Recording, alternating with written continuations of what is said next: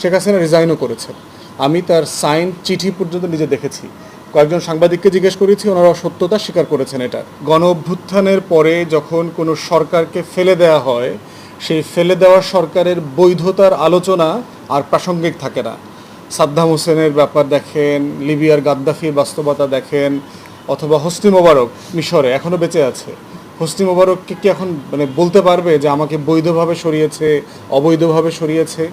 গণ অভ্যুত্থানের নেইচারই হচ্ছে রাস্তায় রাজপথে জনগণ ডিসাইড করবে কে ওই লাল দালানটাতে থাকবে, থাকবে না, কে কাশিমপুরে যাবে, কে কেরানীগঞ্জে যাবে, এটা রাজপথ থেকে ঠিক করে দেওয়া হবে।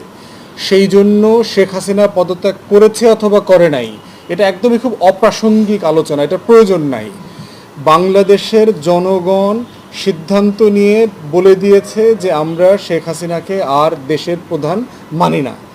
দ্বিতীয়ত হচ্ছে, শেখ হাসিনা দিল্লিতে পালিয়ে গেছে, এটার ভিডিও ফুটেজ আছে, আমাদের কাছে ডকুমেন্ট আছে। দিল্লির সরকার স্বীকার করেছে শেখ হাসিনা তাদের দেশে আছে আপাতত। কতদিন থাকবে আমরা সেটা জানি না। শেখ হাসিনার লাল পাসপোর্টটা বাংলাদেশ সরকার বাতিল করে দিয়েছে। এত কিছুর পরেও যদি কারো মধ্যে ন্যূনতম সন্দেহ থাকে যে শেখ হাসিনার স্ট্যাটাস কি, সেটা তাদের রিভাইজ করতে হবে। আমাদের বক্তব্য খুব পরিষ্কার, শেখ হাসিনা রিজাইনও করেছেন। আমি তার সাইন চিঠি পর্যন্ত নিজে দেখেছি। কয়েকজন সাংবাদিককে জিজ্ঞেস করেছি, ওনারা সত্যতা স্বীকার করেছেন এটা। অতএব এটা সেকেন্ডারি, এটা খুবই অগুরুত্বপূর্ণ একটা ব্যাপার। পৃথিবীতে বহু স্বৈরশাসক রেজিগনেশন করার সময় পান নাই। পৃথিবীর বহু স্বৈরশাসককে রাজপ্রাসাদে ধরে গাছের সাথে ঝুলায়, পিলারের সাথে ঝুলায়, গুলি করে গিলেটিনে মেরে ফেলা হয়েছে। অতএব কখনো এটার বৈধতা আলোচনাটা আসতে পারে না, এটা প্রাসঙ্গিক না।